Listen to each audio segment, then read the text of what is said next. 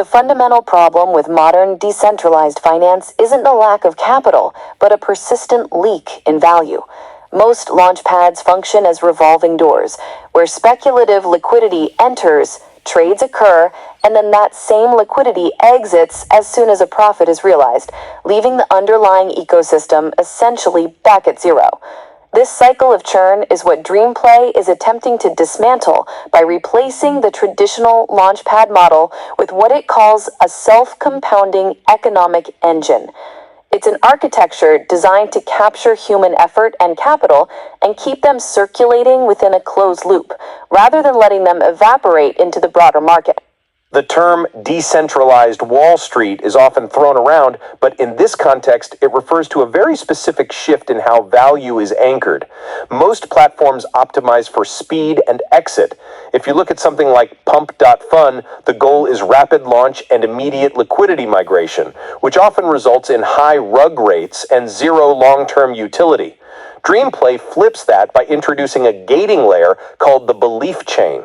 You can't just throw money at the system to extract the value. You have to accept a certificate of belief, or COB, and identify a sponsor. This creates a permanent on-chain referral graph that acts as a social and economic filter. It effectively prices in trust before a single token is even traded. Friction is often a feature, not a bug, when you're trying to build resilience. The insularity is intentional because it filters out what we might call mercenary capital, traders who are only there to exploit thin liquidity and leave. By using the COB and the sponsor system, DreamPlay is formalizing existing trust networks. This is particularly relevant for the diaspora economic bridge. We're looking at a market measured in trillions of dollars between African American and African markets. These are communities where trust-based onboarding and cultural fluency are already the primary drivers of business. DreamPlay is just putting that behavior on chain to ensure that the value created by these communities stays within their own economic infrastructure.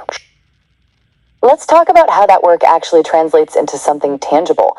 The system uses a concept called personal natural resources, or PNR, which feeds into an order of merit. It sounds almost like a gamified labor market.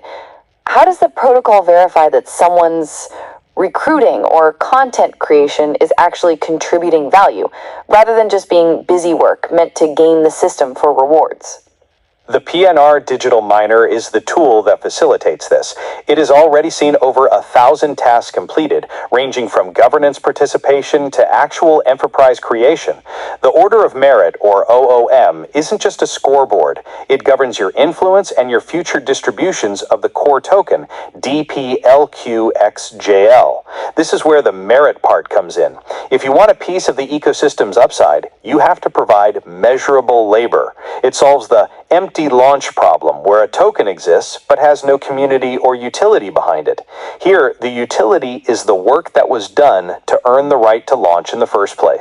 The tokenomics for DPLXJL are notably restrictive. A total supply of 2.06 million tokens, with about 1.4 million of those subject to what's called a Joseph lock. That's a 7-year cliff, followed by a 7-year drip. When you see that kind of timeline, it feels less like a crypto asset and more like a generational trust fund. Only about 600,000 tokens are free trading. With such a thin float, isn't price volatility going to be a massive issue regardless of the stability claims? It's a defensive design. By locking the vast majority of tokens, including those belonging to all founders for over a decade, you eliminate the possibility of a sudden supply shock. The thin float means that the price is set by the market's current demand for participation, not by insiders dumping their holdings. Interestingly, as of early 2026, the price is stabilized around $500 without any centralized market making or artificial buy walls. This happens because of the forced pairing mechanic. Every project launched on the platform must pair against DPLIQXJL. This creates a constant demand surface area. As more tokens launch, they effectively become satellites orbiting the DPLIQXJL spine, pulling liquidity toward the center. But that pairing mechanic creates a weird gravity. If I launch a token on the GSL token factory and there are already 450 of them, my token's value is structurally tied to DPLIQXJL.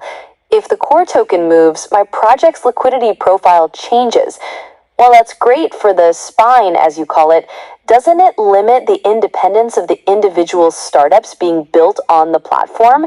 They're essentially forced into a marriage with the protocol's treasury. That's exactly the point. It's the stadium model. DreamPlay has 19,531 founder seats. This is a hard structural limit tied to launch capacity and tournament entry. Think of it like a physical stadium. The value of the games played inside is enhanced by the infrastructure of the venue itself. The programmatic liquidity is non-extractable, meaning a founder can't just pull the rug and disappear with the liquidity pool. The value recirculates through the protocol-owned liquidity, or POL vault. This vault doesn't sell into the market, it only adds liquidity and absorbs volatility. It's a non-extractive treasury that grows more resilient as more people join the stadium. Let's dig into the revenue loops, because that's where the self-compounding claim lives or dies. You mentioned the Guardian store has already done over $31,000 in pre-sales. Where is that money going? Is it just padding a corporate balance sheet, or is it actually hitting the chain in a way that benefits the Daplictual holders? The protocol is designed to route recurring consumer revenue directly into liquidity adds and buy burns. When someone buys something from the Guardian store, those real-world dollars are converted into buy pressure for the token or added to the POL vault. This creates a bridge between traditional commerce and the on-chain economy. It's not just speculation on future value, it's a reflection of current economic activity. The GSL token factory works similarly. The liquidity for those 450 tokens is programmatic. The revenue generated by these sub-ecosystems feeds back into the core, strengthening the Daplictual index spine with every transaction. The mention of the African diaspora as a structural advantage is intriguing because it addresses a market that is often ignored by major Silicon Valley firms, but is incredibly active in terms of remittances and capital formation. According to recent trade data, the AFCFTA, the African Continental Free Trade Area, is looking to unlock a $3 trillion trade corridor. How specifically does DreamPlay bridge the gap between, say, a tech founder in Atlanta and a logistics firm in Nairobi? It's about formalizing the trust bridge. Right now, that Atlanta-Nairobi connection happens through fragmented channels, WhatsApp groups, family remittances, or expensive bank transfers. DreamPlay provides a shared ledger and a common unit of account through DPLIQXL. Because participation is belief-gated and work-gated, a founder in Nairobi can see the order of merit of a potential partner in Atlanta. They're not just looking at a bank balance, they're looking at a history of on-chain contribution. This reduces the trust tax that usually kills cross-border deals. It turns a massive, underserved population into a coordinated economic bloc. Sounds like a fascinating experiment in social engineering as much as economics. But what happens if the stadium never fills? If you've got this rigid structure of 19,531 seats and 2.06 million tokens, the whole system depends on reaching a critical mass of believers. If the growth stalls, the Joseph Lock becomes a prison for capital rather than a defensive shield. 7 years is an eternity in technology. How does DreamPlay stay relevant if the market moves on before the first cliff even hits? The relevance comes from the natural resource aspect. Unlike most crypto projects that rely on hype to attract users, DreamPlay is monetizing creation itself. Even if the broader crypto market enters a winter, the need for enterprise creation and capital coordination in the diaspora doesn't go away. The system is built to compound on small, consistent successes rather than one massive pump. By locking the supply so tightly, they've ensured that the stadium doesn't need millions of people to be viable. It just needs its 19,531 seats to be occupied by productive actors.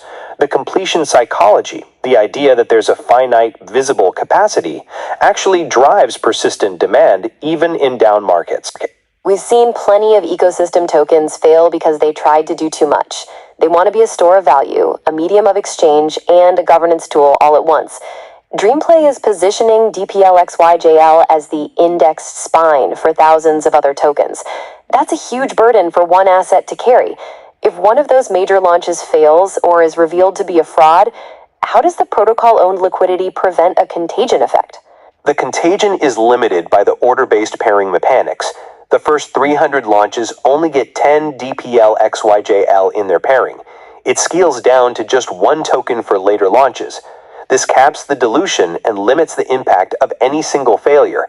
Furthermore, since the liquidity is programmatic and the founders are Joseph-locked, there's no way for any single bad actor to drain the central vault. The POL vault only absorbs.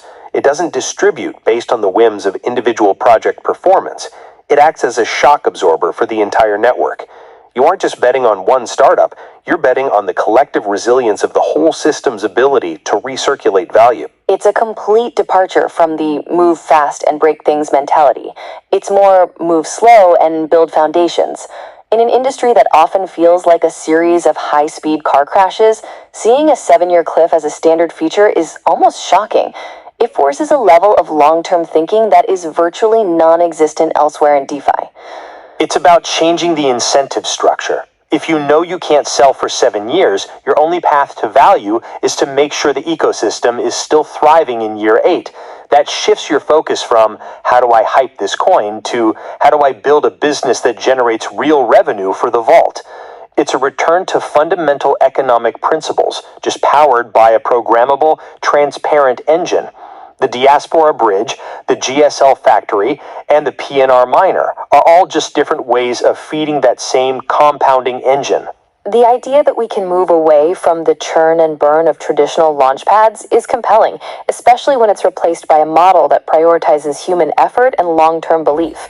If DreamPlay succeeds in filling that stadium and bridging those trillion-dollar markets, it could redefine what a sustainable digital economy actually looks like. If this vision of a self-compounding, belief-anchored economy resonates with you, consider sharing this episode with someone who is looking for a different perspective on the future of decentralized finance.